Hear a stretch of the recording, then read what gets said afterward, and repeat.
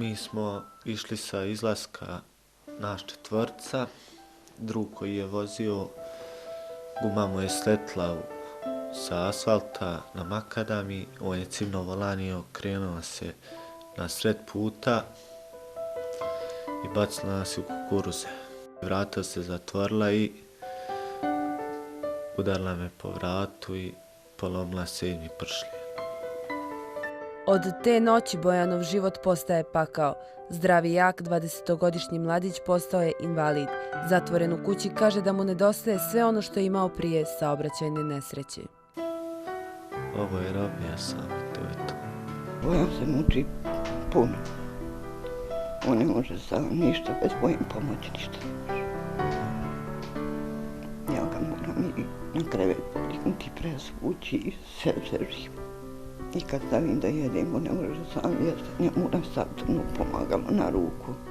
Dok je bio zdrav, Bojan je sa ocem išao u Crnu Goru da sezonski radi na građevini.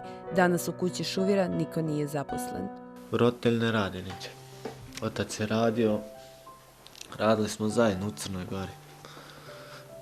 Sad ne ja i tamo je posao stao, ovdje nema posla.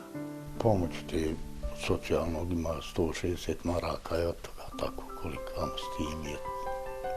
A on mi kao ja njemu moram odvojiti za liječenje, za njegove tablete,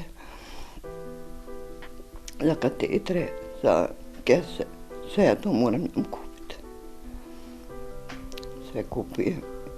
Jedino pelene to dobio, ostalo sve kupuje. Bojan je poslije terapije i liječenja na klinikama sa ovih prostora uspio da povrati osjećaj u rukama. To i ljekarska procjena da bi liječenje matičnim ćelijama moglo uroditi plodom probudilo je novu nadu i volju za život. Iz Bijeljine sam prebačen u Banja Luku, u Trapiste, Banju Zotoviće.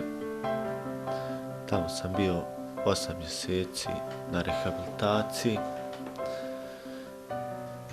Ruke nisam nikako mogao mrdati, one su se vratile koliko toliko, ali se vratile u normalu.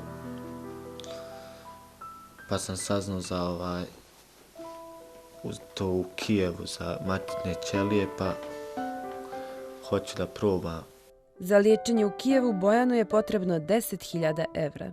Pa zamolio bi ljude dobre volje, koji su dobre volje da pomognu i koliko, pa da se uputi na to liječenje, pa i to da uradimo, da vidimo.